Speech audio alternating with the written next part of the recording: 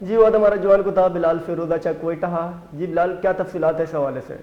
जी बिल्कुल, अब से कुछ देर कबल जो है ये अफसोसनाक वाक़या पेश आया है। कोयटा का इलाका है स्पिनी रोड, जहाँ पर ईगल फोर्स के एहलकारों पर जो है मुसल्लह अफराद की जानिब से फायरिंग की गई है, जिसमें जो है ईगल फोर्स का एक पुलिस एहलकार जो है शदीद जख्मी हो गया है, जिसको सिविल अस्पताल में मुंतकिल किया गया है। तफसीलात के मुताबिक जो है ईगल फोर्स के एहलकारों में स्पिनी रोड पर जाती जो है एक मोटरसाइकिल पर सवार दो शख्स को जो है, जो कि मशकूक दिखाई दे रहे थे, उनको रोकने का इशारा किया, जिसके नतीजे में जो है मशकूक अफराद ने बाइक रोकने के बजाय जो है पुलिस के एहलकारों पर ही फायरिंग कर दी, जिसके नतीजे में जो है पुलिस की जानिब से भी जवाबी फायरिंग की गई। इस नतीजे में जो है पुलिस एक एहलकार जो है शदीद जख्मी हुआ है, जिसको जो है सिविल अस्पताल में मुंतकिल किया गया है।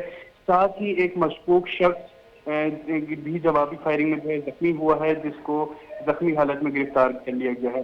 अलबत्ता जो साथी इसका शख्स था, जो कि मोटरसाइकिल चला रहा था, वो जो है फरार होने में कामयाब हो चुका है। अभी तबी इमदाद देने के बाद जो है इस शख्स से भी जो है दोबारा से तफ्तीश की जाएगी और दूसरे शख्स तक पहुंचने का सुराग लगाया जाएगा। फिल वक्त जो है उसको सिविल अस्पताल कोयटा में तबी इमदाद दी जा रही है। जी जी बहुत शुक्रिया बिलाल।